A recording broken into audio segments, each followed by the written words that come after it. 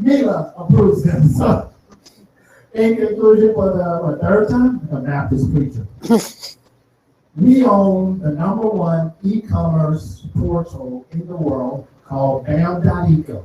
Here's what I want you all to do, and I'm out. Get your phones out, please. I want you to text the number. Let me know when you're ready. When you're ready, say amen. Amen. Hey, woman. Amen, and a woman, and Cannabis. All right, you ready? Open up, so text to a new person. The number is 323-451-5050. Everybody have that? And in there, just put the word BAM. So I'll repeat the number again, 323-451-5050. Just put BAM. You're gonna get an autoresponder, which ties you to our collaboration with Rico and CANiPRENEUR. Everybody in the room by midnight, we're gonna sponsor you, no charge. It's a $199 one-time guarantee, money back guarantee for everybody in the room. It's no charge. Fill out the form. Do not pay with PayPal. I'm Brian Franklin, and I approve that message, and I'm done speaking. Bam! Bam! Love that dude. Y'all think he's bullshitting too, like. So for our first guest of the evening, so I've known this woman for 3 years now? 4 years?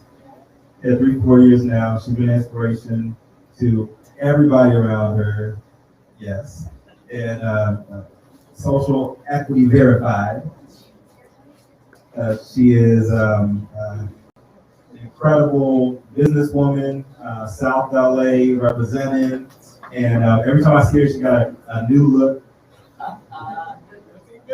And one of my favorite people in the industry is Tisha. Green Goddess herself.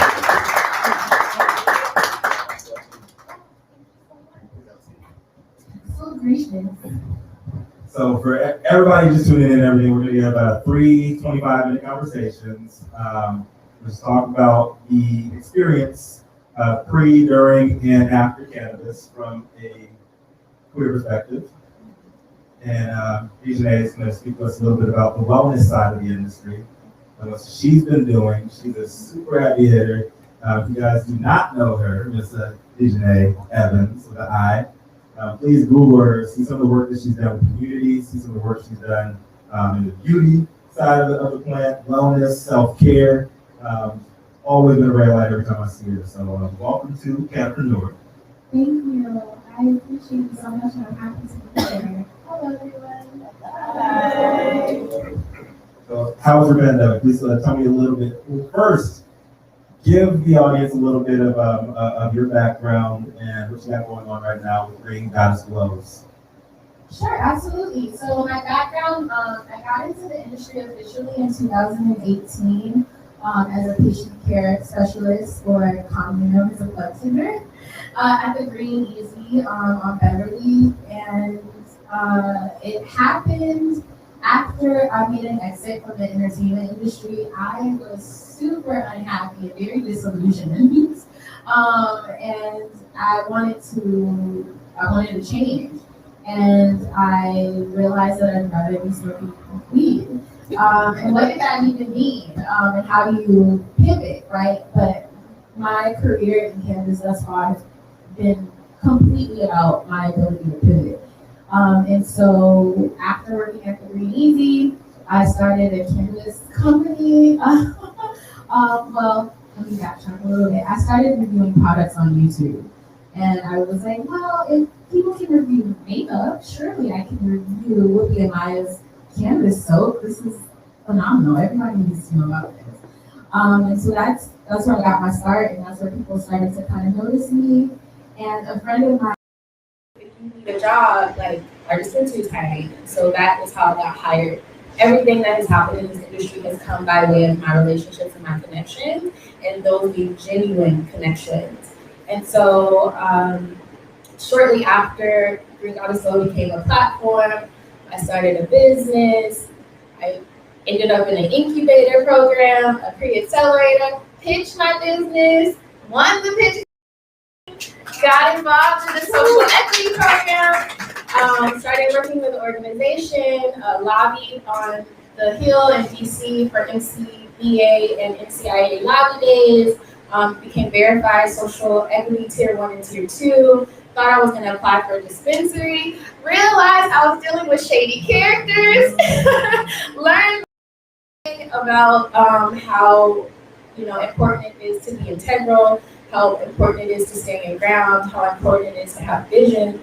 And so when COVID happened, it was an interesting time for me because I had shied away from the cannabis industry for quite a bit. So it really required me to do a lot of the healing work. And I actually started cooking a lot with cannabis, and Green Goddess Glow blossomed. I became more of a influencer during that time, which was great because it landed me so many opportunities. And Green Goddess Glow has garnered quite an audience, quite a community. And now I'm happy to say, like, we're hiring, the team is expanding, the offerings are expanding, the gifts and the products that we're curating are expanding.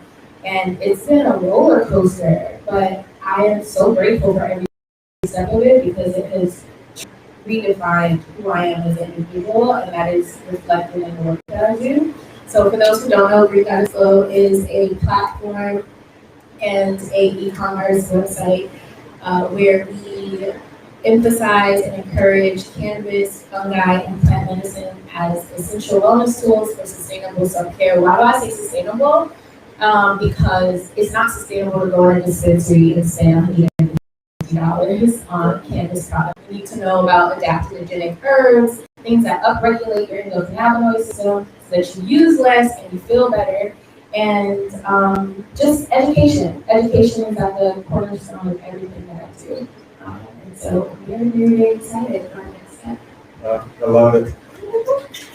Give some props. Give us some props. So, the wellness industry without cannabis in it, right? Right now, it's a $6 trillion industry.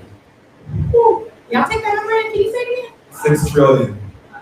I'm not going around. $6 trillion industry right now, right? So, and that's exploded. I can't wait to see the numbers. I'm a data nerd, so some of you guys don't know.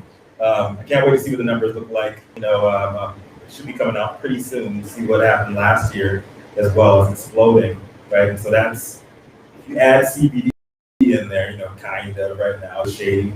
And once cannabis is fully legalized, you add that in there too, like you're gonna have an unstoppable force, right? Absolutely. And so one of the things that happened when I left entertainment is I started working with bloggers, influencers. I wrote for like wellness publications and with these like influencers and these vegan bloggers. I was like, wow, there has to be a bridge here. Like cannabis is absolutely just as much of a wellness tool as matcha or anything else we can think of that is popularized. And then you think about what happened with the CBD boom, and there's over 500 active ingredients in a cannabis plant. Now we're seeing CBN, now we're seeing Delta THC, Delta 8 THC, and we're seeing all these cannabinoids come out individually.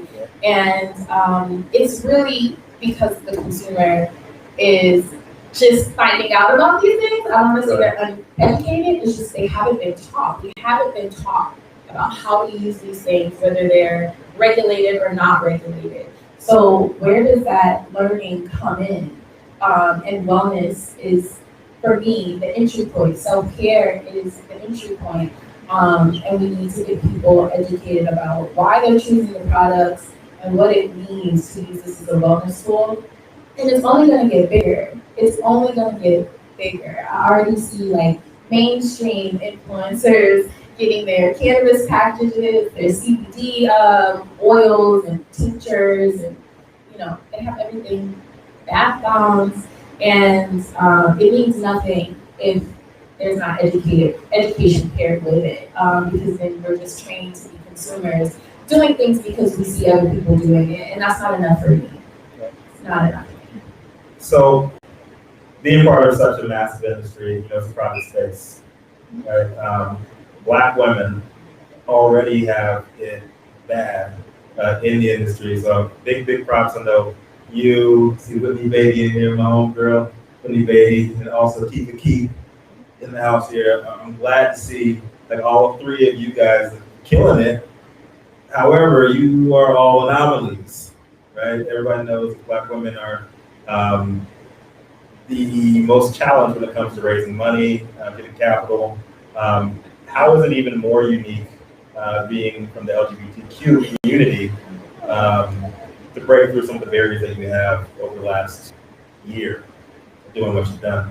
What is unique about, what are some unique challenges you faced along the way?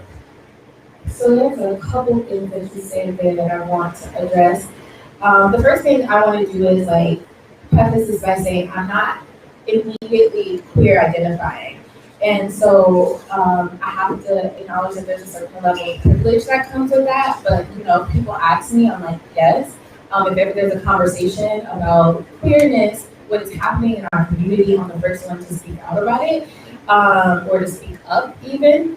And so I have to acknowledge my privilege there.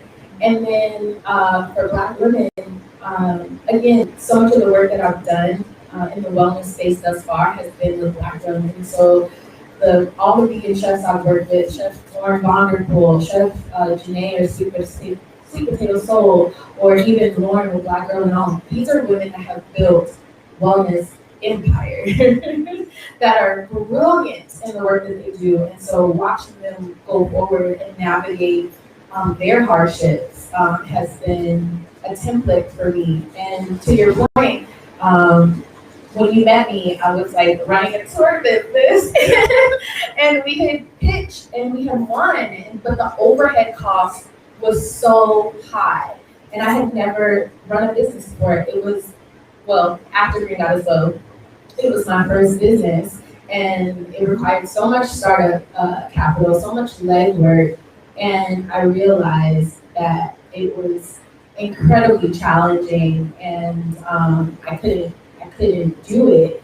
And I'm never afraid to say, like, you know, if you can't do something, stop, fail fast, and learn from that. And so, in pivoting, I've been able to pivot, but I've been able to recognize what the strong suits of that business are, what the strengths of that business are, and apply them to Green Dot Slow, and apply them to the social impact initiative that we have now, and also recognize how important ownership is.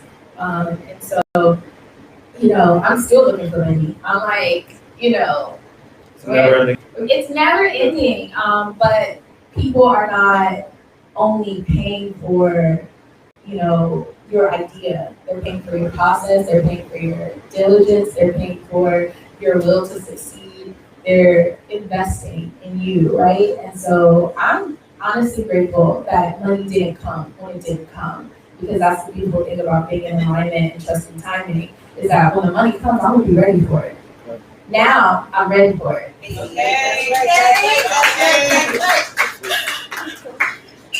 So, what is next on the horizon for Green Goddess Flows, and what are you doing to really celebrate Pride this year and really be aligned with the entire community? Great. So a lot of brands have reached out. A few brands have reached out and sent beautiful Pride packaging, which is amazing, and I love to see it. And I've hosted different wellness events for queer identifying folks, which makes me very happy because I can show up, meet people that are in my community.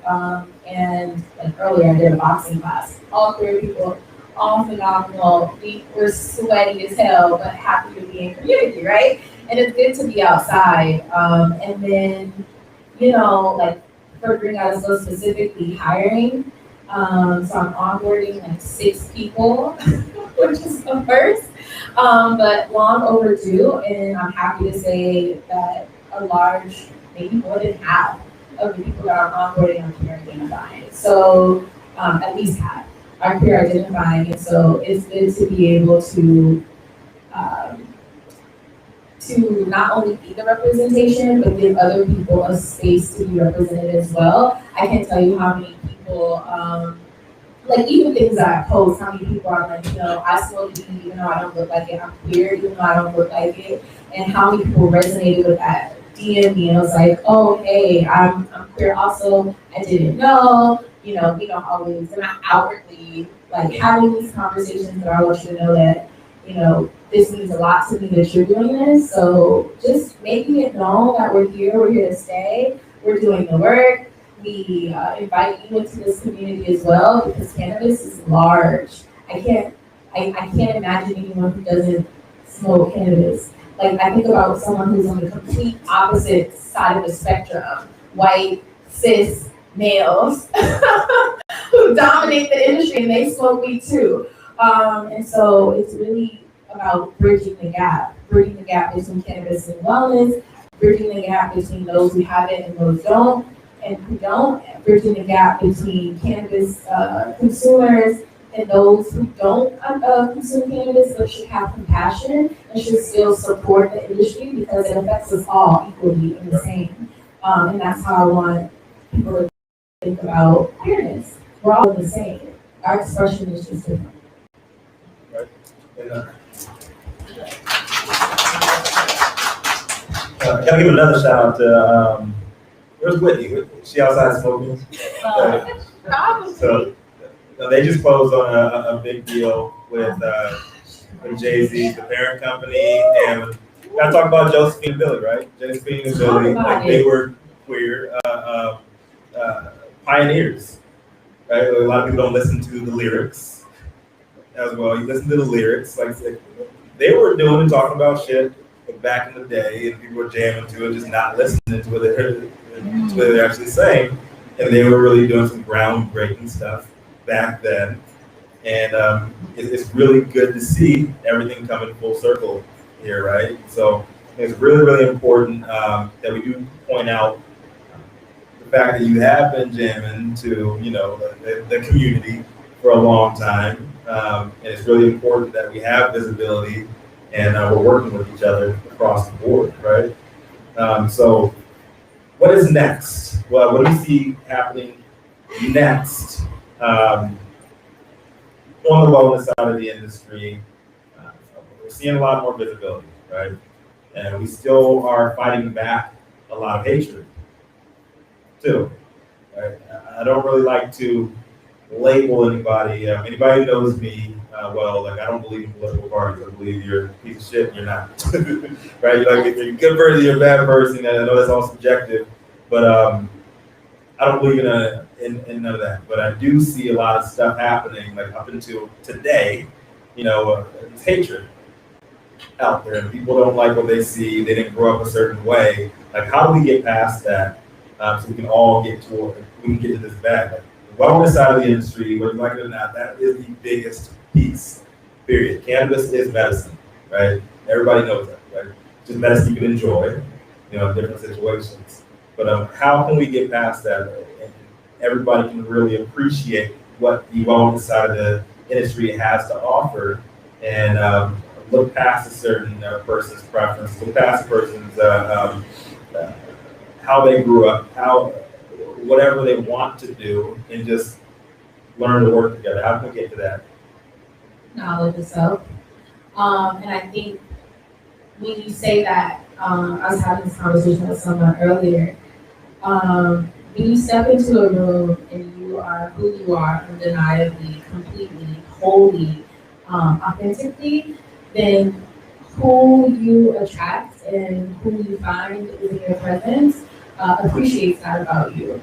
And for those people that don't, it's because they lack the awareness of who they are truly and intrinsically. And so how people treat you, how they feel about you has nothing to do with you. And that's always where I leave that conversation with. It has nothing to do with me. But I can have that compassion and grace to allow you to be where you are on your journey. But we've internalized so much, and we feel like so much of our work has to do with getting people to accept us, getting people to accept that we're queer, getting people to accept that we use cannabis. And that's why, like, so much of the messaging with what I want to do with Green Goddess Go is we don't debunk myths, okay? We reclaim and unearth fundamental truths about who we are. And so I don't need to worry about what you think because I know what I think and it feels good to know what I think and what I value and what I believe. And that's my truth and that's what I carry. And in this industry, if you don't carry your own truth, then you will be chewed up and spit out. That's And so I just encourage people, know who you are, walk in who you are, and be unapologetic. And we hear that all the time, but when you're really unapologetic, your blinders are on and you don't hear it. You literally don't hear it, you don't see it, because you're so in alignment and where you're supposed to be that it feels good. This room feels good. Y'all feel good. Y'all feel real good. And so I don't come up against it as much as I used to because I don't put myself in positions to do that. I find myself in spaces where I'm embraced. And then on the wellness side, it just so happened that like sound healing found me during the pandemic. Let's talk about that real quick. Yeah, I saw you put that in there. I think it's just like Some sound healing, right? So- a sound bath going in. So so I've been doing yoga for about before it was cute. I started in like junior college and I was like, oh, who is this cute slim Asian woman teaching yoga? I guess I'll learn it. I went to El Camino. For people who don't know, like I'm from here. Didn't think I was gonna go to college at all. But I did go to Elko for 2 years before I transferred to Howard. You know? And so, it's always one. And so I studied yoga when I was like 18, which was like 10 years ago.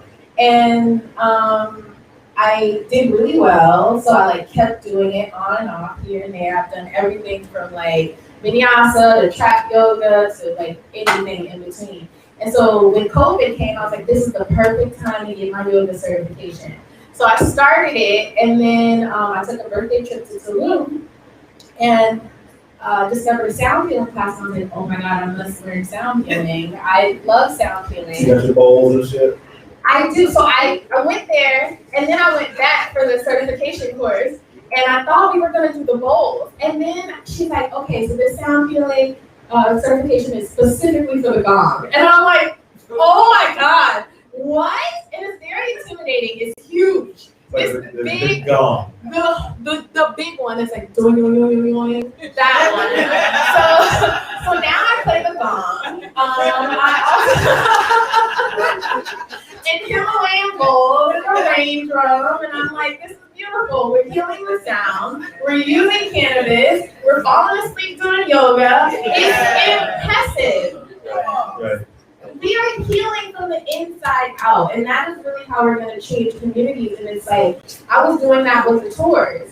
Vibrating on a whole new level, right? Yeah, vibrating on a new level and really creating tangible experiences, spaces where people come in and they're not afraid to show themselves and to see themselves reflected back to them because they like what they see. And that's what I do it for. I do it so that when I look out at my team, I see myself. When I'm in these rooms, I see myself. And it feels good. And I receive. And I can give my gifts and know that they'll be appreciated for what they are, which is me coming more in contact with myself. And so, yes, I am a sound healer. Anytime you want me to host a sound healing, I'm ready. Yeah, we gotta do that, man. Anytime I want to do that, we gotta set that up. We have a huge space here. Let's do it. So, I'm serious. So, before we hop off here, please let everybody know, good folks at home as well. What do you have coming up next, and where can they find you and show you some love? Stay tuned. I'm branding and rebuilding the site. I have so many ideas, and one thing that you can count on me for is ideas, okay? You want to just chop it up and you want it for free, I'm here in this room if y'all mind, I don't know. You have to be here. You got to be at the next one. But I'm very excited. Again, onboarding a team. So you can find me on social media at @GreenGoddessGlow. I deactivated my personal account, so that's the only one. I know, I was looking for it. What the hell are you? No, not there. Sorry. And then I accidentally reactivated it, and I'm like, I need to deactivate this again. But yes, at @GreenGoddessGlow, greengoddessglow.com. LinkedIn's Eugene Evans, Evans with an I. And yeah, that's where you can find me. I'm trying to think. Oh, and Forever Garden LA is the Gardens social page, which will be ramping up all summer. So very, very, very excited. Thank you. I love it. Thank you so very much for coming on with us.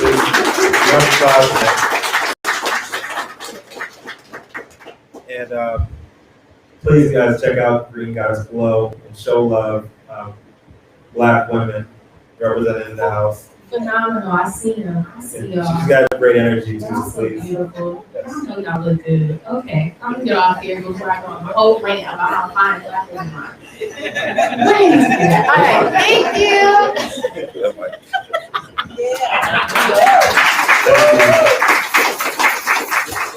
So, up next is my absolute pleasure. So these two individuals introduced to me by one of my favorite people in the universe, Felicia Carvajal, and they've done some incredible things like over the pandemic. Great backgrounds, both of them. One deep in politics, very astute, working in the city of Venice, helped create the first rainbow crosswalk in the city as well. Doing some dope things with the city council member. Yeah, City Councilman Mike Bonin as well, and that's Taylor. And we also have Andres. And Andres is incredible, phenomenal, never-ending resume, from Bruno Mars to some of the biggest parties and events, awards on awards, one of the smoothest motherfuckers in print that I've seen in a long time as well. And when Felicia told me what they were doing an incubator in the city, collecting licenses, and just helping the community just grow, thrive, and flourish. Like I just felt blessed to be connected, and I really can't wait to have you guys on with us. So Andres, Rico, and Taylor Baisley of Green Queeries.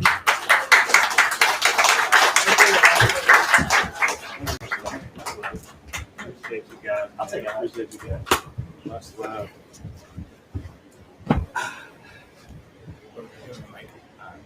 Is this one?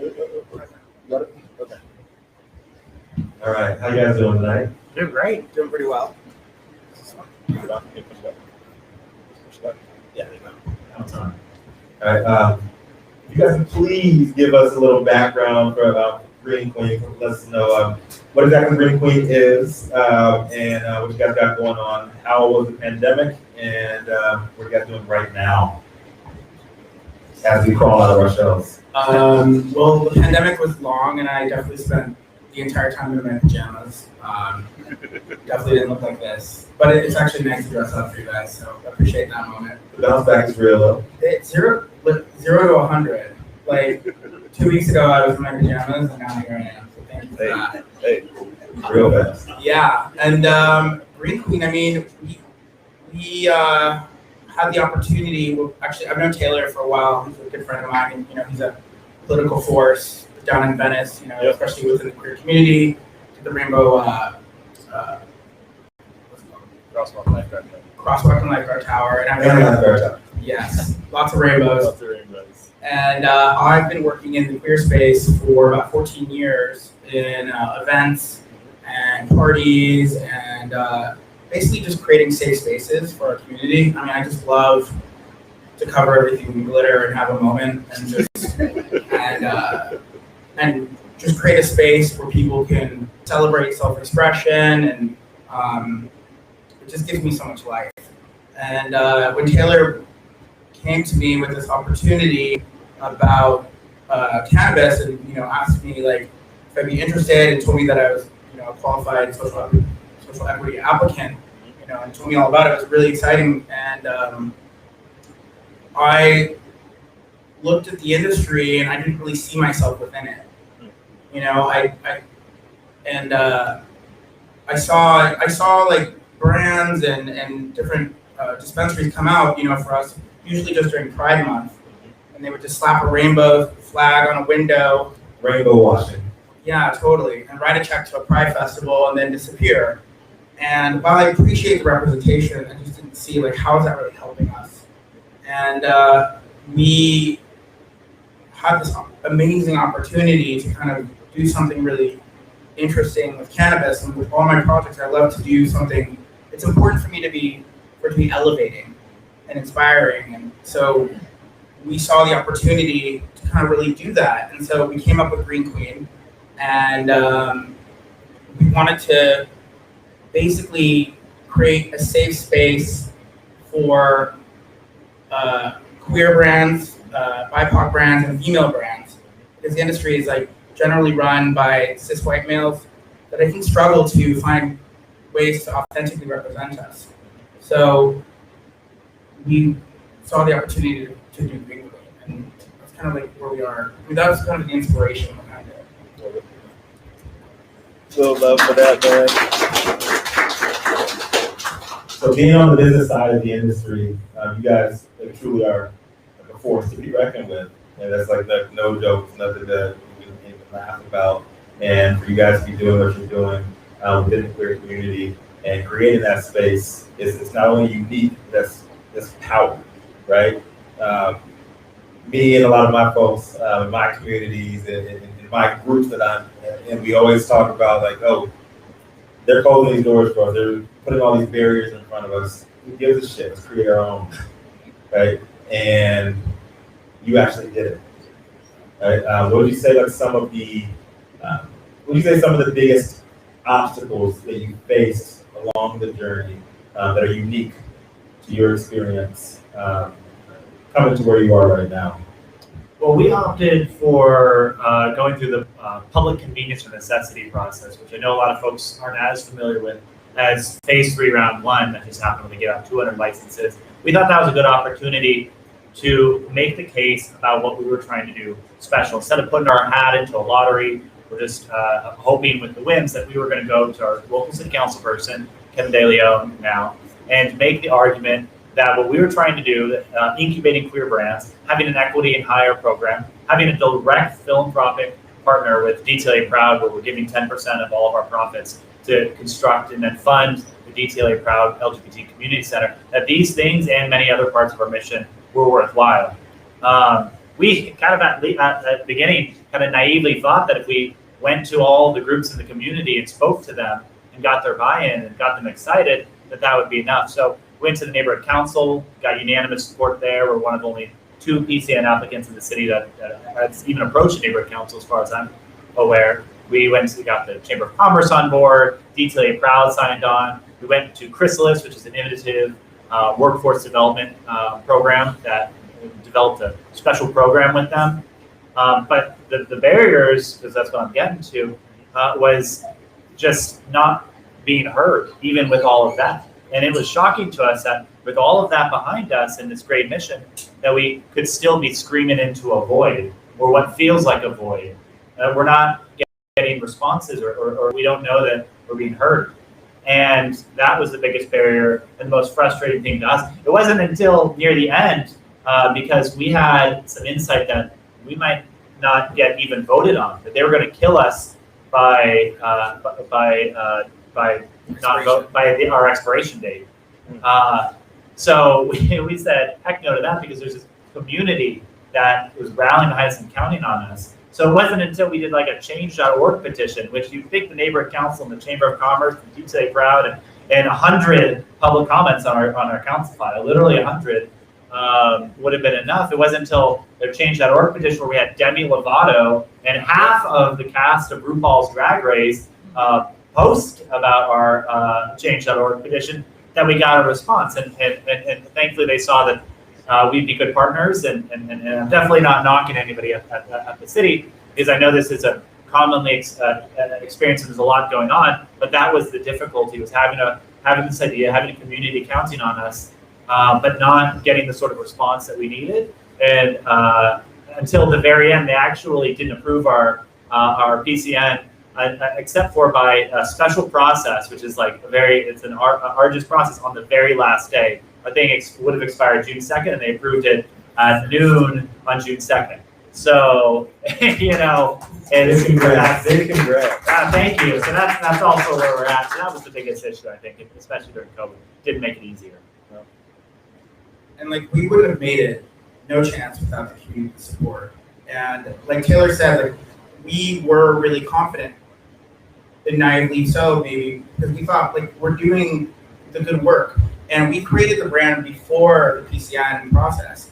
It was an authentic brand that we created. We're like, yeah, we want to do this. We want it to matter. We want to elevate the community. And then we went, when it so happened we went for PCN, we realized that we have this authentic brand that is actually perfectly positioned to do some great stuff for the community and convince the city council.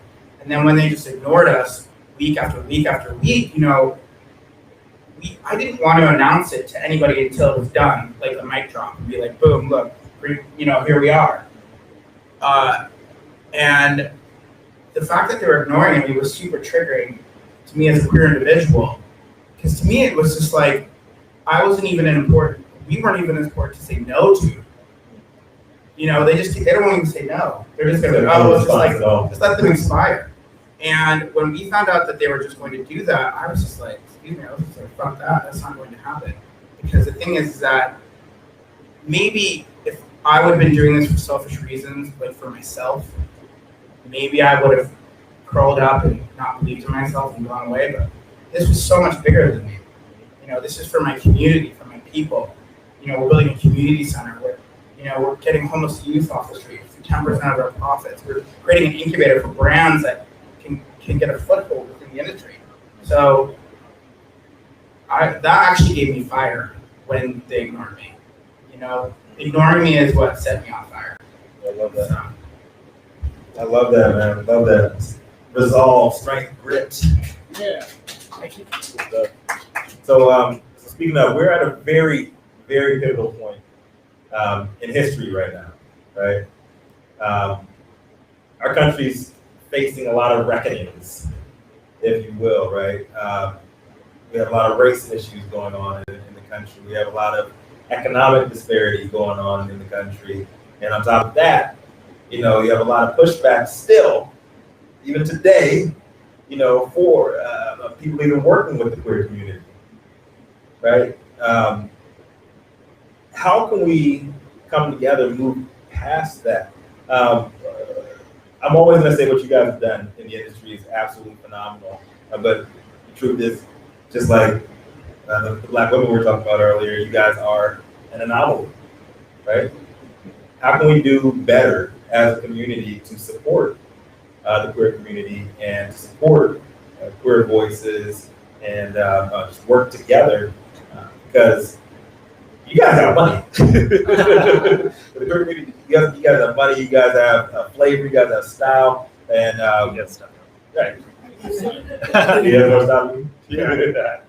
But a lot of people want to emulate that. How do we do a better job to work together and to make sure that everybody wins here, right?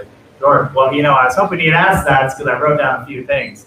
No, I mean, He's a politician right there. Yeah, well, there's a few things that we baked into our mission that I think might work for some other businesses, might not work for other businesses, especially retailers. I think some of these things might be good though. So we talked a little bit about our equity and hire program. That's something that everybody should be doing. The city of LA says you need to make a best faith effort to hire equitably. Well, best faith effort usually isn't good enough from my experience. So what we did is we partnered with Chrysalis, who they're open to partner with all the brands, all the retailers. I mean, we partnered with Chrysalis, who's a well-known workforce development partner. They have offices all across the region to use their support, their pipeline of folks coming off the streets into the workforce, their workforce support to fill at minimum 10% of our positions. But that's just, of course, the starting point. But to have these tangible ways that we're going to fulfill them. There's other ways like education. So folks have been talking about education. I think Dejanay said, yes, with an I, was talking a lot about education. Well, let's talk about ways that we can do that. Even little things like with retailers, you get a little card with the LGBT community. A lot of folks forget the history of the LGBT community in cannabis. So the first dispensaries in California, the first medical dispensaries, were in the Castro to support to treat those dying and suffering from HIV and AIDS, and those suffering from the drugs to treat HIV and AIDS. Was that Berkeley? The Berkeley patient group? Perone was started it. Dennis Rome. Yeah, so Rest in which peace. is the name, yes, rest in peace, the name, the group that he started.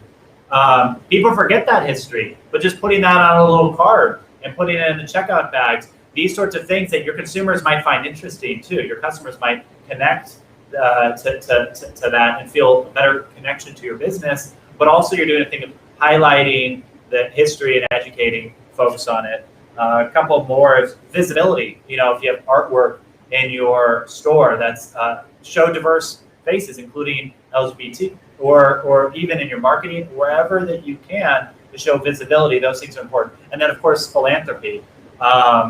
You know, we knock sometimes people just coming out for June. You don't have to do that. There's other models. So we've committed 10% of our profits that I mentioned to DTLA Crowd. They're going to be, hopefully, we haven't finalized this arrangement yet, but moving in right next to our building, literally the storefront immediately adjacent to ours to be the LGBT community center. So then we can show that our philanthropy is going right across, not even across the street, right around the corner next door, and it can show folks, can show customers what their money is doing. I think these sorts of things can be a win for business, but also a win for consumers and a win for the LGBT community. Maybe you're not giving 10% of your profits to your local LGBT charity, or maybe you're giving 1%, who knows what it is. Maybe there's a few groups that you're making that level of commitment on a sustained basis, not just one-off grants when they suit you, but on a sustained basis. And then I have like one more if you, and then of course procurement. So you're like creating an entire micro economy. Absolutely. Well, and that gets to procurement, which is exactly what we could all do a little bit better of. It's not just who's going to pay us the highest slotting fees, but to really think, how am I making sure that I'm having diverse brands that represent diverse experiences of people in my store? How can I make sure that I have LGBT-owned brands that support an LGBT mission represented in my store? And they can't pay slotting fees and I can't justify it. Well, are there other arrangements? Can you come in where you actually partner with that brand and maybe in an equity stake? Can you take them in and help incubate them? Maybe that brand, don't wait till they've had 100 retail contracts, but maybe decide to take in a brand that only has 1 or 2 or 3 retail contracts and help incubate that. That's what we're going to try to do in Green Queen, is take in a lot of those brands, become an incubator for them so they can demonstrate retail sales, get more retail contracts, and through that, hopefully help diversify the whole cannabis industry. And if we've got more folks doing that, it's going to happen a lot quicker. I would say, like, when the tide rises, all the boats rise together. So we just got to be that tide. Yes. I love it. Like, you guys are boom, boom, boom, boom. This is what we're going to do. We're going to get it done. And a lot of people just don't put those plans into action, right? A lot of people are, yeah. And I always say, like, everybody thinks this business is easy, right? Like, everybody from the outside, they think that this business is easy. And you come out here, it doesn't matter how much money you have, you don't have the connections, you don't have the proper support around you, the positive energy around you, you're going to fizzle out really quickly. So you guys rise the way you have, it's really, really inspirational, right? So doing what you have done with the pandemic, this is our first, event, like I said, out of our shell, out of our cave. We're not all wearing masks and everything. Everybody's not, just shying away completely from each other. A lot went into this, right? There's a lot of apprehension as we step back into the real world. What have you guys done over the pandemic to truly prepare for this moment? And what are the next steps for you guys now that we are opening doors back up into, interpersonal communication again? Well, for us, over the pandemic was our licensing period. We signed our lease February 2020, which, yeah, I know, I wish I'd waited a few months. We might have had better leverage. No joke, to be honest. We had a little soft opening where we had a lot of the partners who have supported us, Felicia and some of the folks she's introduced us to, and DTLA Crowd, and a lot of community members, all full of excitement. They're in the space, no masks, just before the pandemic, and then a few weeks later, the pandemic hit. DCR's office is closed. We can't go to the Cannabis Commission meetings. all of a sudden folks aren't meeting in person. They can't meet in person.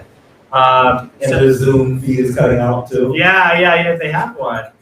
Maybe they just have the Q&A function where maybe you can submit a question. So for us, when you asked what we did during the pandemic, it was everything that I just described. I mean, we have been working for a long while on developing with some of the folks I mentioned. I mentioned Felicia's name, but I'd say again, with figuring out how can we make this dispensary, this proposed business, bigger than us, and how can we make it do something that matters more than just sell cannabis, which is important, but how can we use our position and elevate what we're doing to a place that helps more folks in an even deeper way.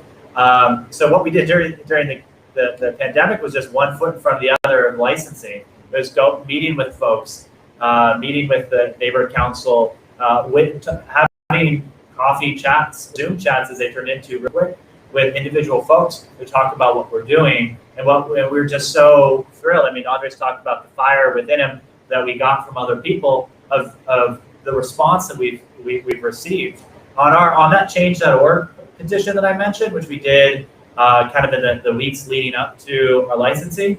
We got 2,500 signatures in a weekend. 100 people donated their names that Andres and I don't know. They're not family and friends. 100 people donated like $50, $100, donated to the change.org petition to try to amplify it to get more signatures. People believe in a social equity mission with cannabis dispensaries. They believed in what we were doing, and in creating that vehicle where we could take that passion and do something that really matters. That's what we were setting up during the pandemic. I think it's really powerful what you really said there, because it's not so much about you, it's about the cause, right? When you put that cause on Front Street, people want to get down with that cause. And that's something that I try to emulate as well with all the events that I do. Data, so I'm a nerd, right? But I try to step away from the things that everybody's fighting about. Like, yo, it's time for this common cause, because this is how we can all win together, right? And I really feel like that's what you guys are doing there. It's awesome to see that in motion. Inspirational, I should say. Yeah, and I feel like we, especially in the queer community, we're born to fire, like as children. We don't have instructions. We're born to parents that don't know who we are, how to raise us. A lot of us end up homeless or runaways, or we have our chosen families. So I think that's even why it's more important for us to create these spaces around us and to carve out these spaces within industries. And when we have like a common goal, the community will really kind of crystallize and form around us. And I think that's a really powerful thing. And also too, because of all those reasons, it's our responsibility as leaders in the community to educate, and not only like our own community, but the people around us who aren't part of our community, and then the generations to come to follow. So we have to create those foundations. And I really hope that, Green Queen will be a foundation and laying bricks for a road for other brands to follow, kind of like a big icebreaker ship breaking through a glacier so little ships can follow behind.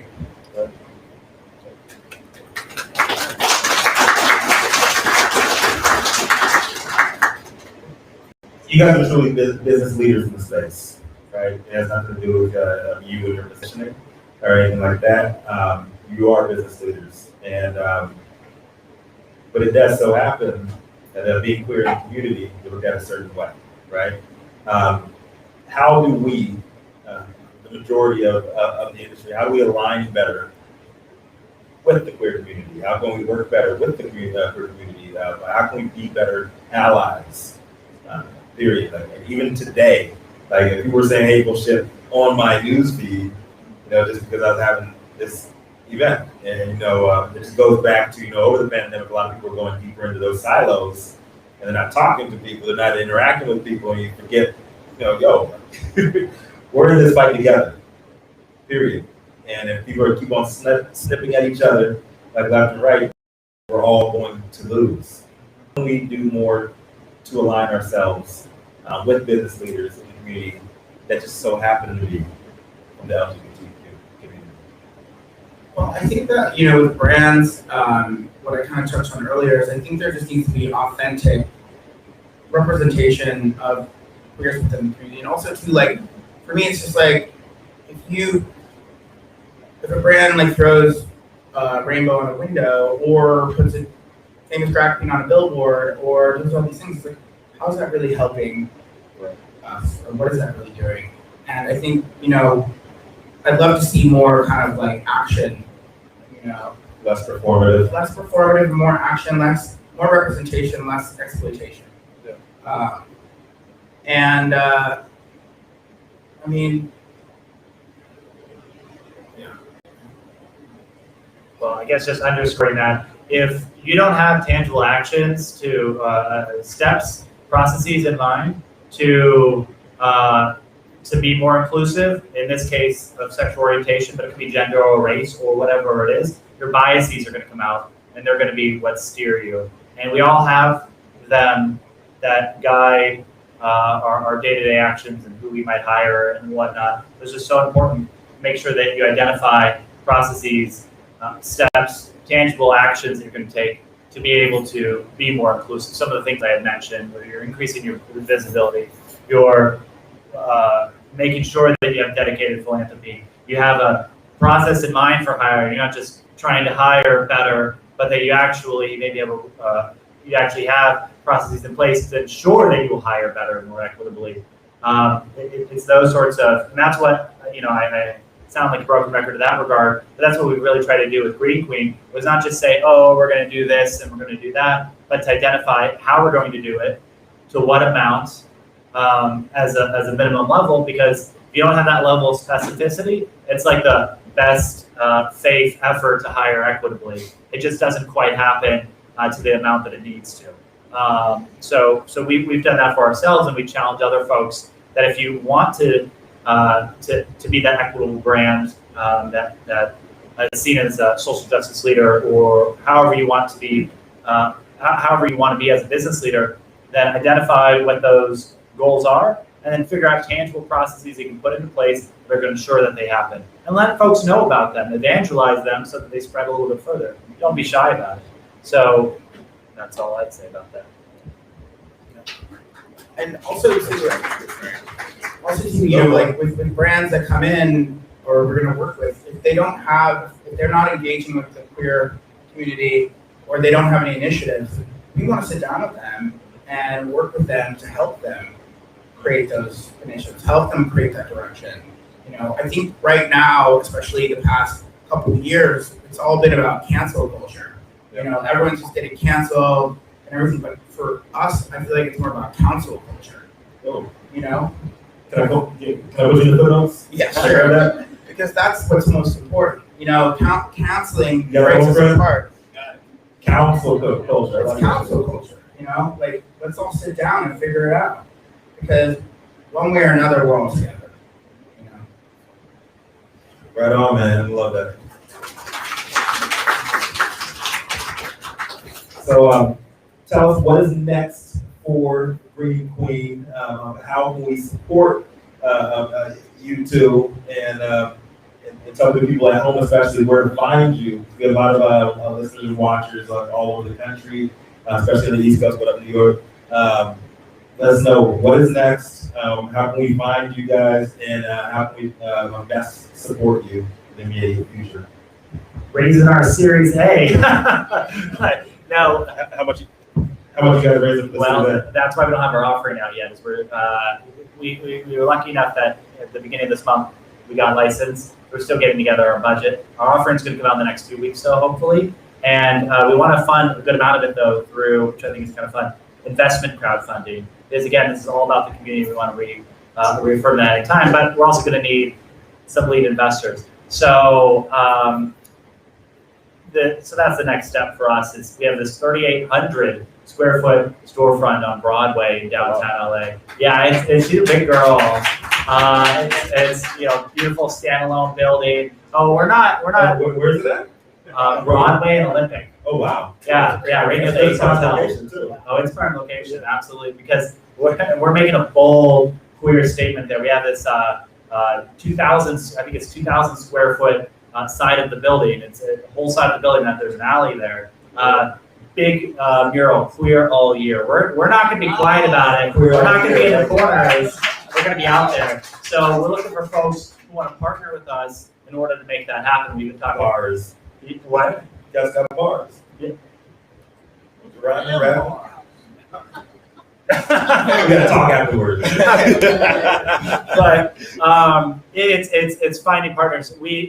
Since we have put this big gay flag up, people have come running as a rallying point to us, and we want more of that. We'd like to ultimately see ourselves as a connector for LGBT people in the community. There are other connectors, but it takes several of us. Not just one of us can hold. We need to hold each other and all find each other. So we're asking that folks who are interested in this mission find us, reach out to us. We're looking for tax experts. We're still talking to designers. I mean, it gets into the nitty gritty of trying to open up a business, y'all, and that's what we're doing. We talked today to someone who's just down for the cause, who's a public relations expert, who's connecting us to this, that, and the other. And there's daily calls like that are family or folks who are allies who I said are down for the cause, who are reaching out to us, who want to be part of this, and we're asking that folks do the same, reach out and say they want to be part of this. We'll get you into the ecosystem, make connections, not just about Green Queen, but we can all get together, hold hands, and float together.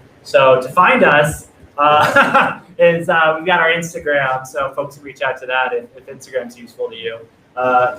Eugene gave her handle, we'll give ours. It's at Shop Green Queen. Also, we have our website, which there's a little form down there you can fill out. There's thegreenqueen.com. Oh, this is Green Queen with a W. I should have made that clear. If you look up Queen, the normal spelling, that's a vegan health food blog. It's like them. I like her though. I don't know her personally, but I've been following it ever since. Good recipes, all I'm gonna say. I might buy the domain from her though. But great. Shop Green Queen with the W on Instagram, or like I said, the Green Queen again with the W.com. Or you can just email one of us. We're an open book. I'm Taylor at thegreenqueen.com. This is Andres at thegreenqueen.com. We're just connections and hope some folks reach out. Thank you. Thanks for having us, Rico. Thank you guys for coming out. Thank you so much. Keep doing your thing. And we gotta rock because we got tax access in the house. We got everybody in here, so we gotta definitely wrap out and make sure we make these connections. Man. I really appreciate it. Thank you so much. Much love, place. Thanks, buddy. Keep on doing what you're doing. Thank you. Thank you guys for coming up. Those guys are killing it. So up next for our main event, we have my extended family. Somebody who has been in this industry for quite a bit. She's one of the most influential people, period. Former incarcerated person. I think she's probably I believe they are one of the most connected people that I know, period. Whenever I have an issue in the industry, they're one of the first people that I call. Doesn't matter if it's on the political side, doesn't matter if it's on the business side of the equation, if it's a personal issue, Felicia's always there. And everybody who knows Felicia knows that that's just the type of person that they are. So from running shit at the Social Impact Center, from being a force to be reckoned with, always calling out and making sure that I'm involved with what she's doing at National Expungement Works, not anymore, doing things over at the Big House. I really don't know of anybody else in this industry that is more diversely connected than Felicia is. And she always will call motherfuckers out on this shit and check you in public and make sure that you're doing exactly what you said you're doing, or the whole world's gonna know about it, you're gonna lose your funding. So without further ado, I would like to introduce my good friend, extended family member, Felicia Carvalho.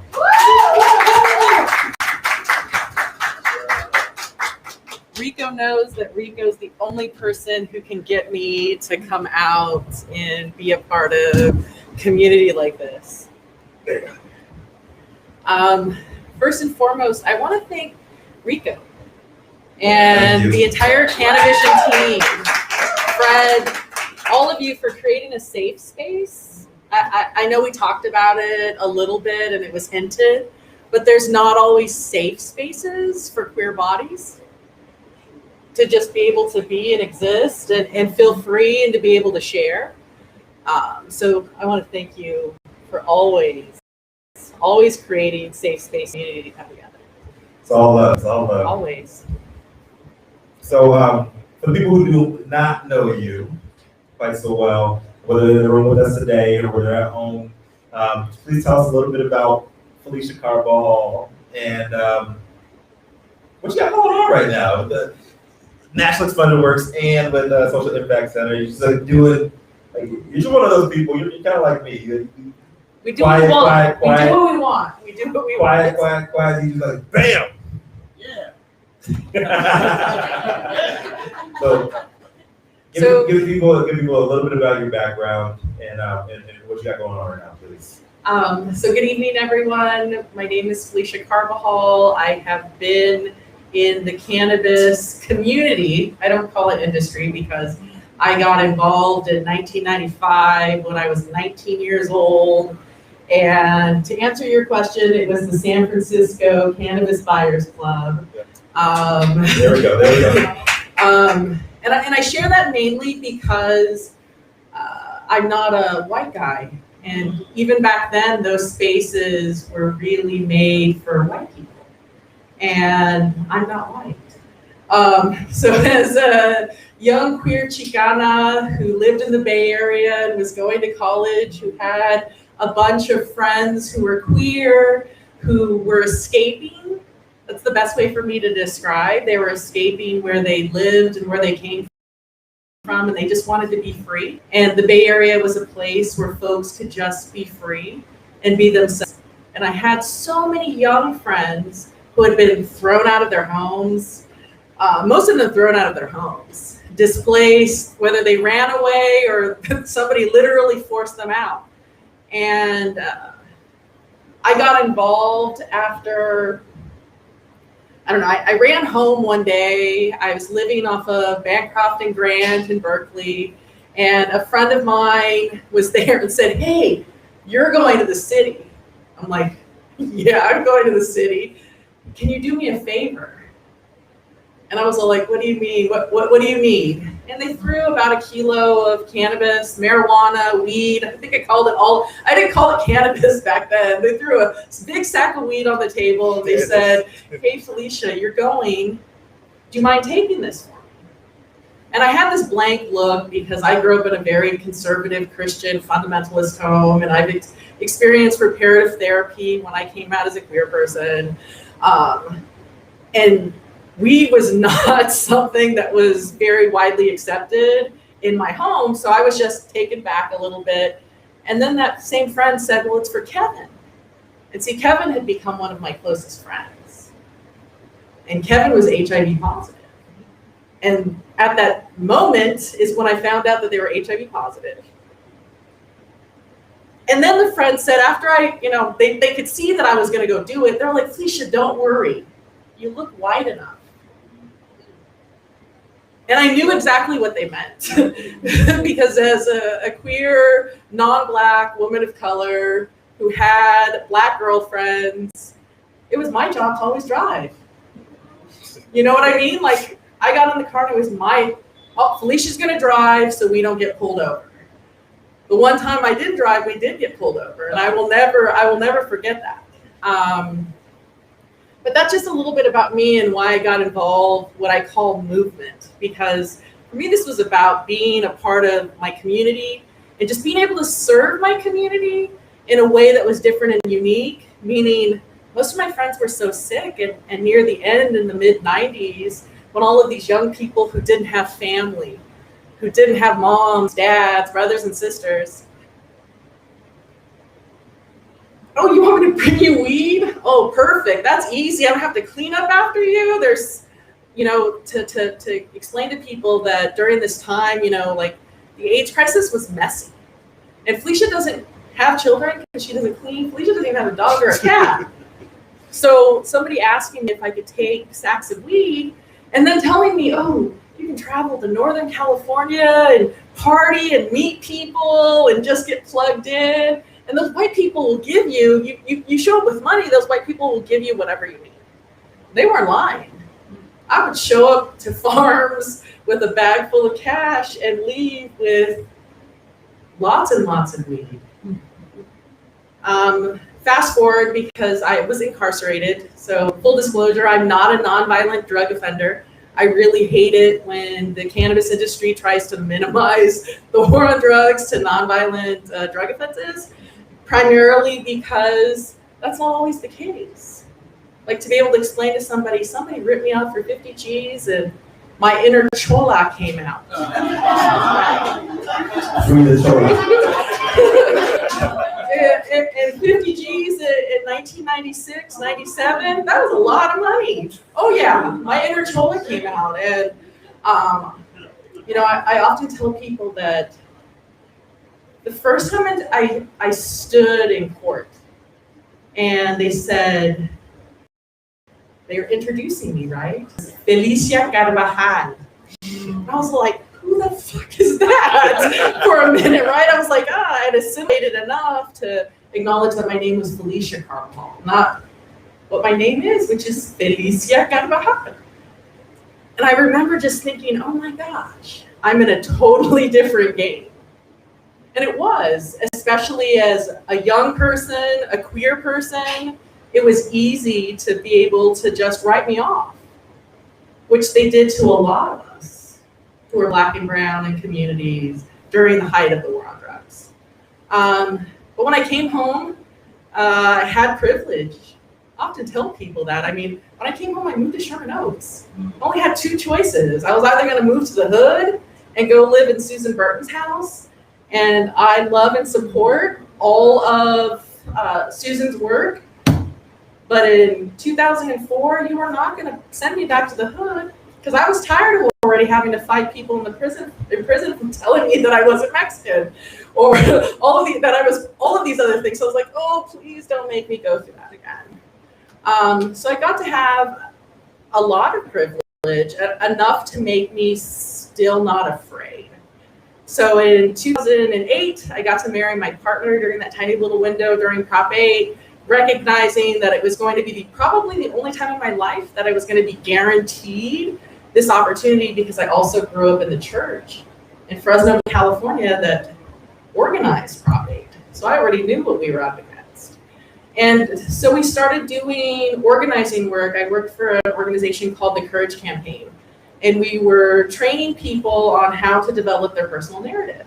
So I got to travel all across California, and at the end of the trainings, because there were 2 days every night, Felicia would go take her walk. People were invited to come on the walk with me if they wanted. They just had to make it in time. And so I found so many queer organizers who were in the closet about their cannabis consumption. And it blew my mind, because I was like, man, we're doing heavy work.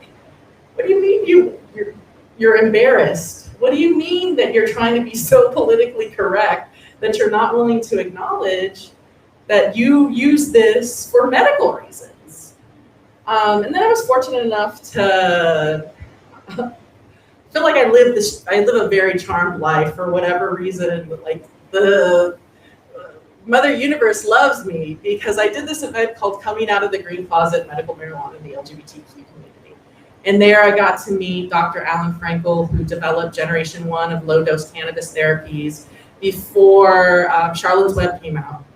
And because I'd already done 7+ years in prison, I wasn't afraid of whatever they were going to do to me, because I got to meet moms who were my age, who had sick babies, other adults who had specific needs.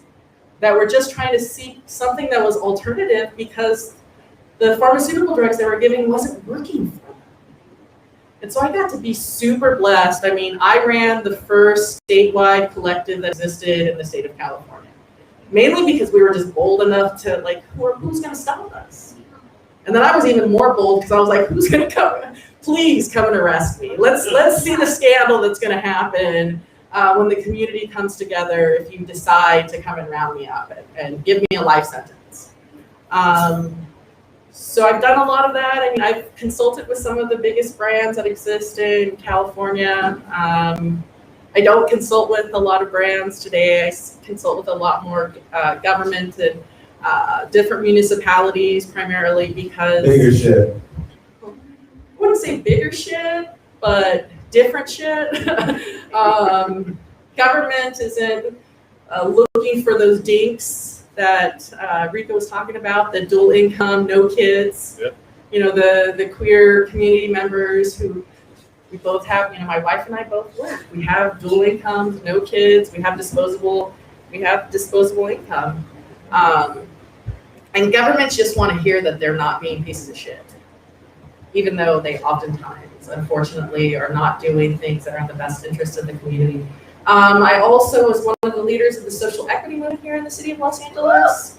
That was the most trying of my patience in any movement-related work that I've done, mainly because— What was the most trying part about it? You were there. You came to all the meetings.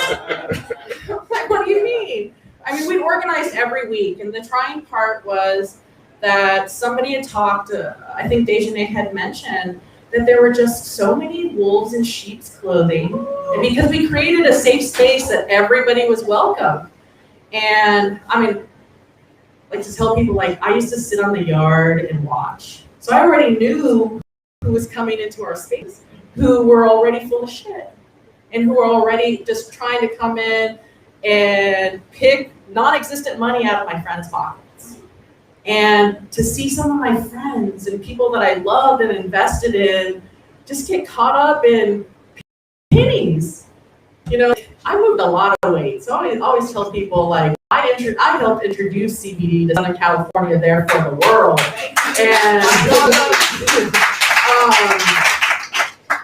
And to see them try to just give our people pennies. Yeah. You know what I mean? Like, pennies. It would just make me so frustrated that I had reached a point when we had won $9 million to fund DCR and CAT's program. And I was like, I'm out, you guys. And everybody just looked at me and they were like, what do you mean? Well, what do we do next? I was like, I don't know, figure it out. I was like, I can't.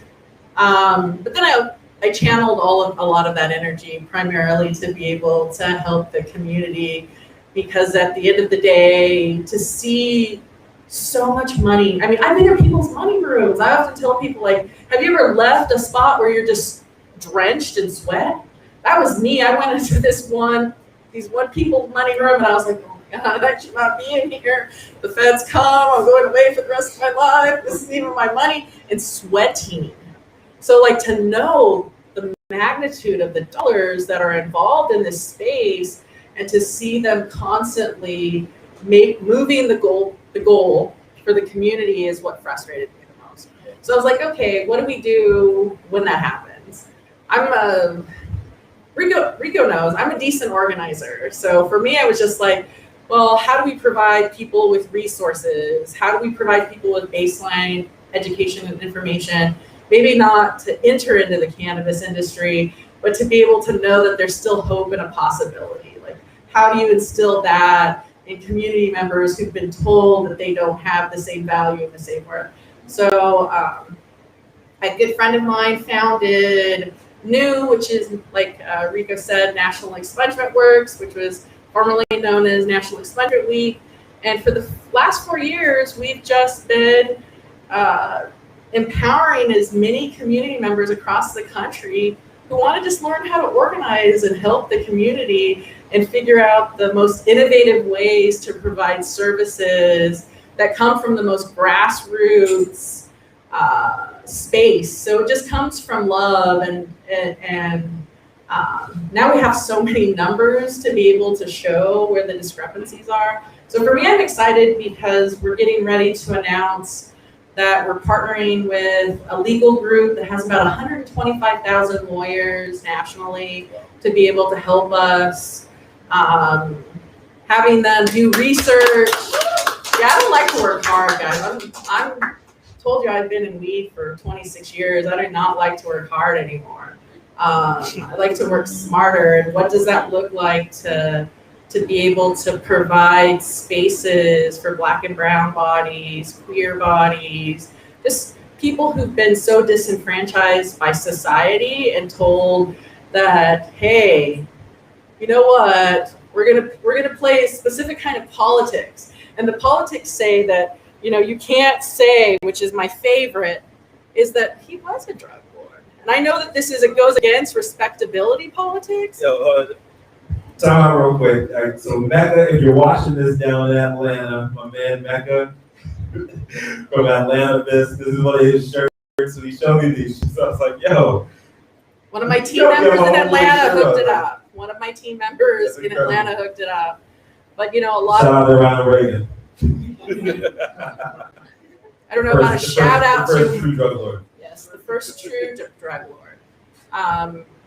But yeah, I mean, so what I'm doing now is, like my wife would tell you, I do what I want. So I'm very fortunate and blessed to have an amazing partner who has afforded me this opportunity to be able to say when, to be able to say where, to be able to say how much, be able to give, because at the heart of this plant, she's just a giver.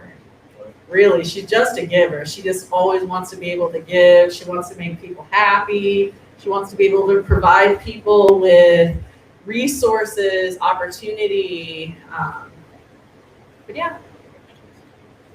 So when I got into the industry,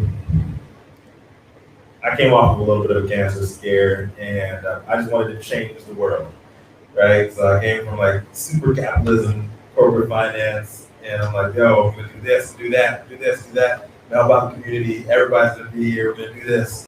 And I wasn't aware of California cannabis, which is full of snakes, fakes, and flakes, right? And there's a lot of people that just like will waste your time, drain your resources, and do it all with a smile on their face. And I was ready to tap out myself, as you know. I won't say like anybody's name about that, all about moving forward, but I made a couple of mistakes early. And I didn't think I was going to be in the activist or the advocate lane anymore. I was like, yo, I'm just going to get in, get my money, give back where I can, just be done with it. And then one of our partners, Ms. CANiPRENEUR, she shot a text message, big us, big kindness.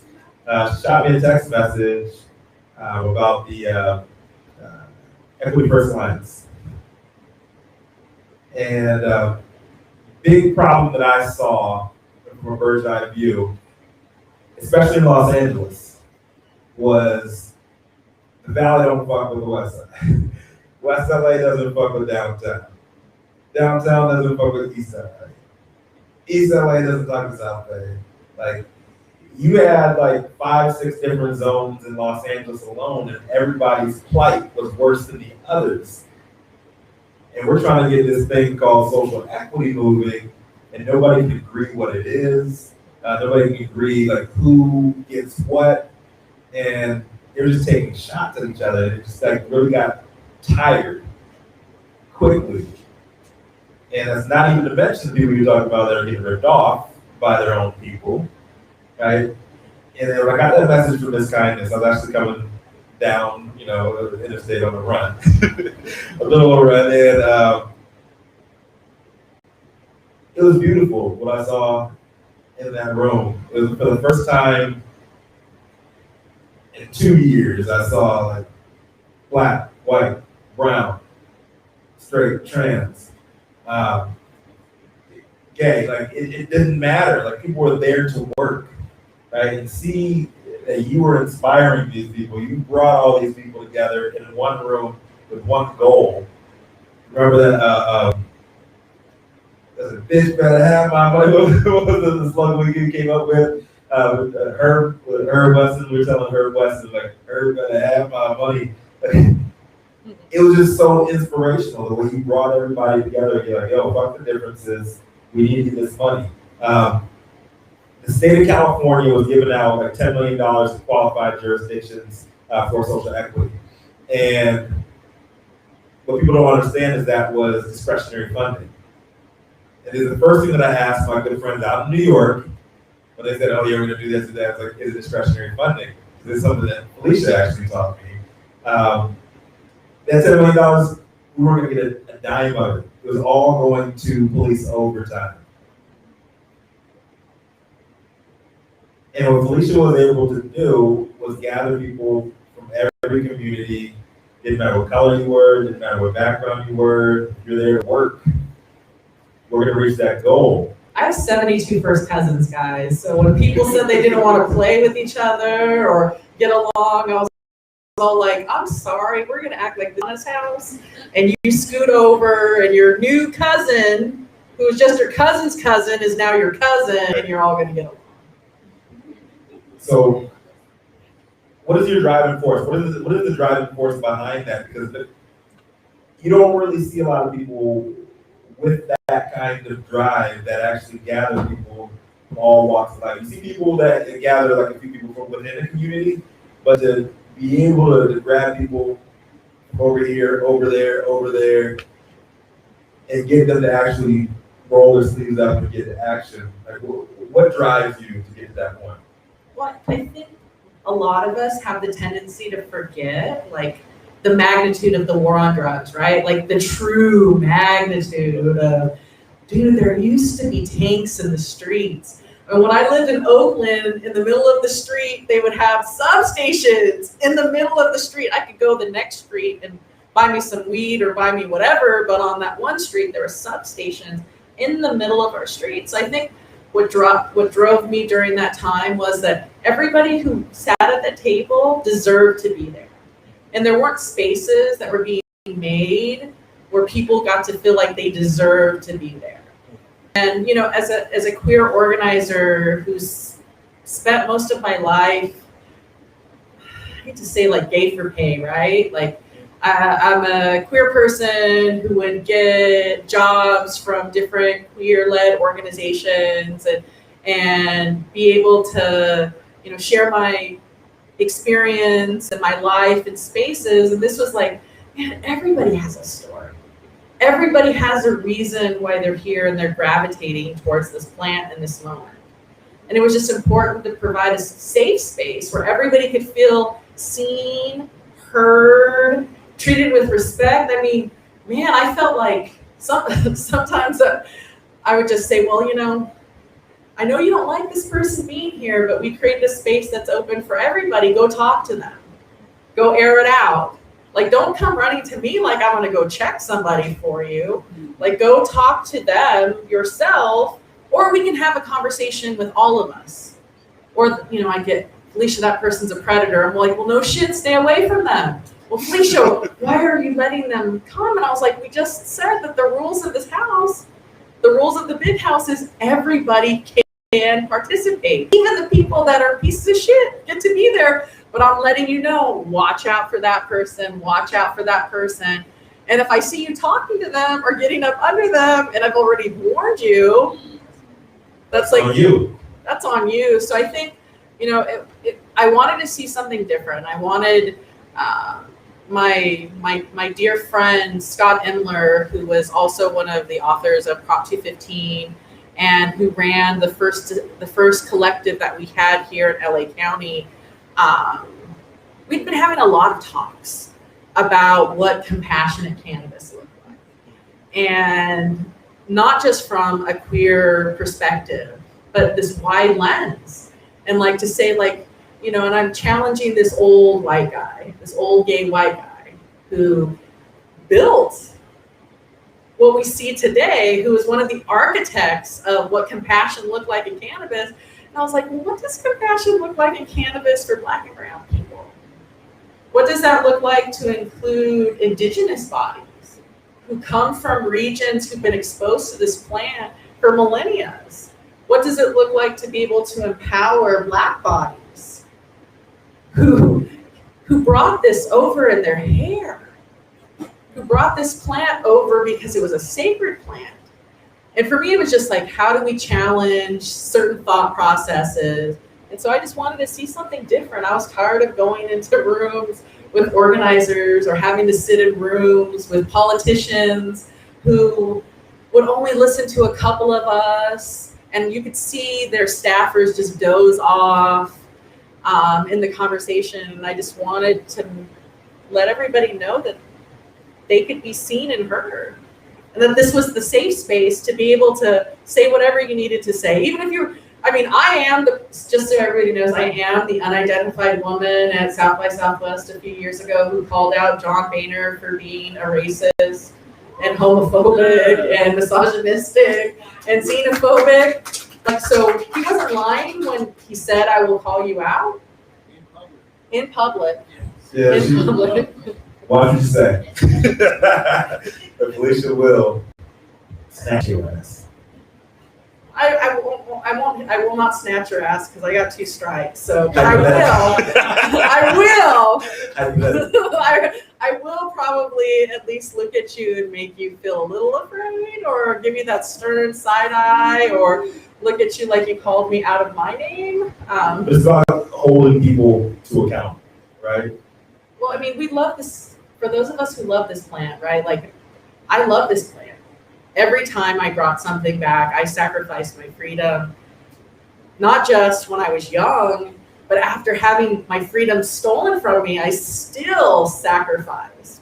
And so just knowing that I was like willing, because moms had sick kids and other people were sick and needed access to this. And knowing the potential, I have PTSD, like, I don't often share this, but I did a SHU term. So 16 months in solitary and isolation, it does something to a person's brain. And so when I was able to take CBD and in 3 days, like, actually feel it, like, I was like, damn, I just took a spray of weed. And just thinking in my head, like, oh my gosh, I can't wait to tell my doctor that I don't need your Valium or Xanax anymore, and that I just took a spray of weed.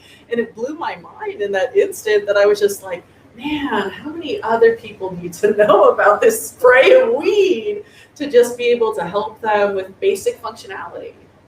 I don't know. I always saw it as a gift.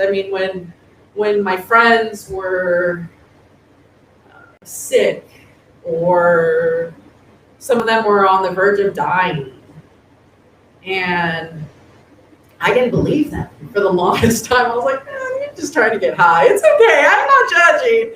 I'll still bring you whatever weed. But to like really see it, like, help people be able to eat, and help friends who were having wasting syndrome where nothing was staying inside of them, and see them to be able to have peace. Or friends who just like, Alicia, I just want to die. Like, what if I just jump off the Golden Gate Bridge right now?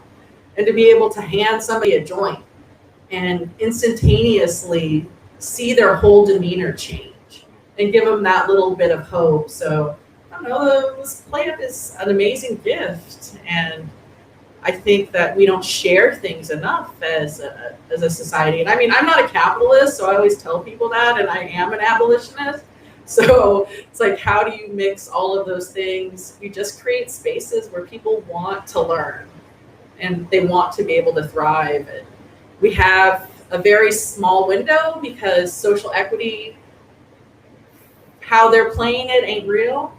If nobody else on the screen will tell you social equity is real because they're not allowing it to be real, but that doesn't mean we can't push and we can't reclaim what social equity is supposed to look like.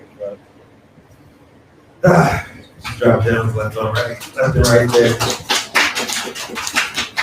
So along that track, one more question along that track. We gotta wrap it up because I know it's getting late here.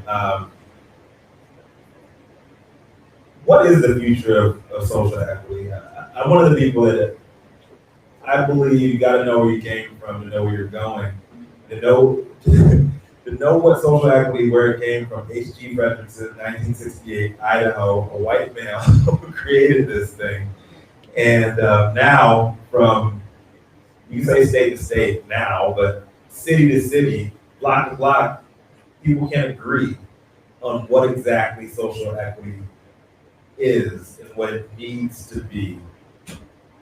Where do you see the social equity movement going forward now that we enter Cannabis 3.0 out of the pandemic? Well, I would like to see a wider lens. So I know some people always look at me when I'm like, wider lens, what do they mean? Like, why are we limiting the conversation of social equity to just weed? Every single industry in these United States of America has been able to monopolize and take advantage of Black and brown bodies. All of them really are in debt to the community. And so in terms of what I see social equity as, my dear friend and board member of the Social Impact Center, Robert Chalala. Yes, Rob, another amazing queer person. Wrote a report with UFCW in 2018. And we produced this report to kind of just remind the broader industry, not us. All of us who are in this room are awakened enough to recognize the disparity. But there are some people who are not. And they would walk through this door and turn back around because they saw too many Black and brown bodies in this space and feel uncomfortable and not be able to sit in their own guilt and in their own shit for why we got here. So I think in terms of, we need a regroup as a community. We actually need all of the organizations and the groups to not care that, I don't like a lot of people. Believe it or not, I do not like a lot of people. I try, but I think we still all need to sit at the same table, and we still don't have to agree. I didn't like all of my cousins. I literally have 72 first cousins. I didn't like all of them, but I could sit there with them and respect them enough to come up with a plan. So all of the organizations that are currently fighting for social equity need to get their messaging completely together so that we have one unified voice and one unified message versus these people are willing to take the scraps, because trust me, some of the shit that they're offering us are scraps and not even worthy of us. Sometimes less than scraps. That part is true too. Some of it's not even real. Some of they're scraps, but they're going to disappear in the next 10 seconds if you don't grab them. But I think in terms of, what we need to do, whether it's the community, the industry, but everybody just needs to sit together and have like a power mapping meeting so that folks can figure out what they could bring to the table, and then also determine specifically, like, hey guys, here are my deal breakers. I don't know about anybody, but I have deal breakers when it comes to social equity, especially when I look at social equity in the city of Los Angeles. Is they handed out Happy Meals to houses and said, here's your cut.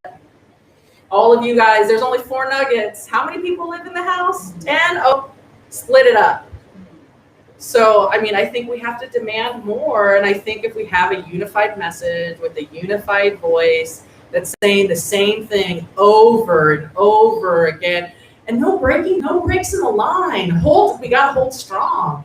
That's been the biggest problem, is people are willing to take the scraps and pick it up and think they're gonna run with it. I'm like, we need more people who are just, no, here's the line. I'm not letting you get past me. I'm not letting you get to my sibling over here because you think you could take advantage of them. And just hold the line. Folks know what holding the line is, right? Like locking arms and just saying, nope, this is cute though. Keep it going.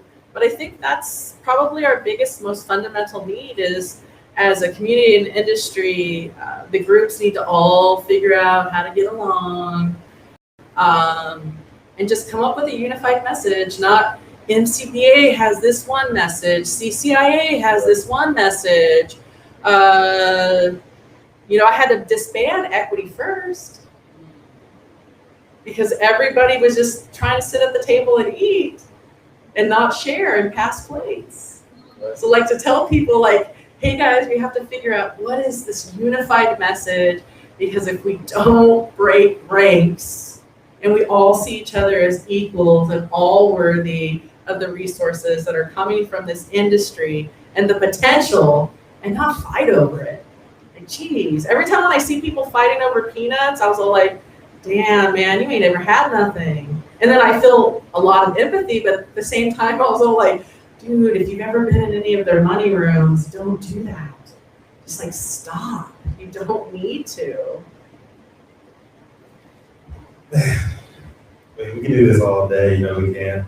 And we need to get together now that, the quarantine part of this pandemic is over. I'm coming to see my niece soon. Yeah, you Don't worry gotta about it. come see Zora, gotta come over there. Can you please tell good people at home and in the room where they can find you and any immediate initiatives that are in need of illuminating? You can find me at the Social Impact Center on Instagram. You also can find us at Expungement Week. The biggest initiative we have right now is, this is going to be our 4th year of doing our Week of Action and Awareness. Last year in the city of Los Angeles, during the pandemic, we still were able to help over 150 people get their records reduced. We were able to give out 1,100 families got fed. 135 new voters were registered. And this was during the pandemic. So this year, the goal is the city of Los Angeles to show our ass again and let the rest of the country know how we do it here. And then simultaneously for me to be able to, wherever you're at in whatever state, if you want to get involved, you can just go to the website, which is still nationalexpungerweek.org, and just sign up to get involved. We've got organizers from across the country who just want to be able to help as many people in their community as possible. So that's the big need, is just, you can make a lot of money. I mean, I've made a lot of money and lost a lot of money and did time for somebody stealing my money. Money comes and goes, you know what I mean? But being able to actually do something in your community that's worthwhile is probably the most invigorating thing that another human can do. Just, help your neighbor. That's something that simple. So, folks can get involved with National Expunger Week. I need as many bodies as possible. We're going to be doing stuff in Vegas this year. We've got a lot of things going on in New York. I'm looking for folks in the South who want to really, really, let's rock some shit and really be able to figure out how to make it so that we're not having to do piecemeal shit. Because to me, having to fight for record clearing on something that we were already promised is ridiculous. So we need just as many voices and as many faces as possible who are willing to reach out to their local governments. But for right now, we need people to just volunteer and get involved. So I'm looking for as many folks who just want to be able to share their time or resources and help us make it as successful as possible. Much love. Everybody, please give Felicia a round of applause. And please help your fellow person. I love this person right here. She's one of my really, really good friends and a great, great, great heart. And please, National Expungement Works, reach out. If you can help get out there to the Big House is an excellent part of the Los Angeles community where the Black meets the brown. So it's more than just a historic place. It's very symbolic in location. South Central, baby. South Central LA. And I'm just very, very, very glad to have you as part of our community and doing what you do. So thank you so very much. And can't wait to have you over to see Zora.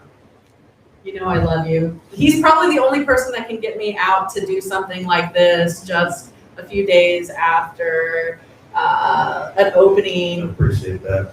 I appreciate you for always creating safe spaces for our community to have dialogue. Yes, absolutely. Much love. Give me some love.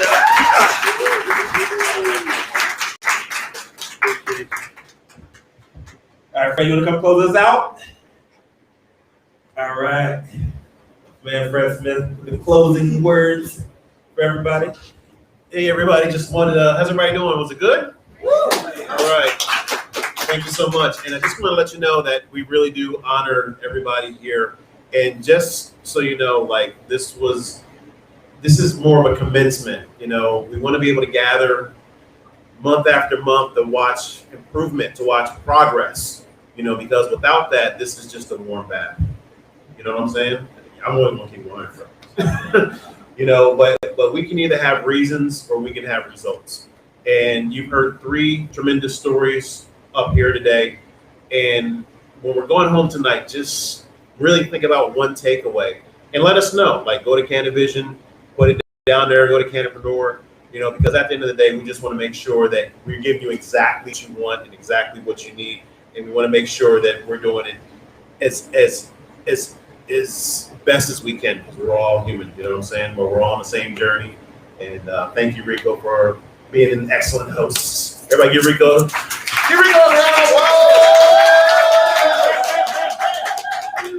Please, join our email list, www.canavision.com or hello CANiPRENEUR, CANiPRENEUR. He's going to spell it with me.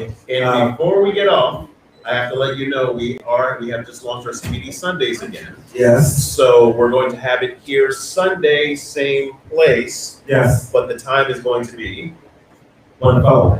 1 to 4. All All right, right. so everybody who's here tonight, make sure you guys reach out tomorrow. Everything up for CBD Sundays, man, should be half off for everybody that's in the room tonight. Yes. So CBD Sundays is meditation, yoga, massage, CBD infused brunch, Yes. and bottomless mimosas. Yes. And the sign up is right there for the scanner. So please scan your in so we can put you on the interest list, because this is going to move really fast once we get everything in. Seriously, thank you for your time. Thank you for your trust. We appreciate you being out. Much love, everybody. And if you guys need help with vetting connections, please make sure you guys drop your information, link up with somebody tonight, and tell the world about what you saw, what you experienced tonight, because that's what we continue doing, rolling this ball down the hill, and win, all of us. So, much love, bro. Y'all guys just remember though, when life gives you no place else to turn, you gotta turn up. Turn the fuck up. Have a good night. Make sure you guys DJ Big Kush J on the motherfucking 1s and 2s. You guys have always lean up. Please enjoy yourself. Continue to conversate, live date. No, that's it. But enjoy the music, enjoy the food. Thank you, Chef Daniela. Thank you, DJ Big Kush J. Thank you, Ray Janae in the back. Ray Janae Smith. The CANiPRENEUR team, Vanessa, Veronica, all the V's and the P's, Dan Evans, Mila Diamond. Stand up now. Special edition. What's the music now, man? Like, come on, dude.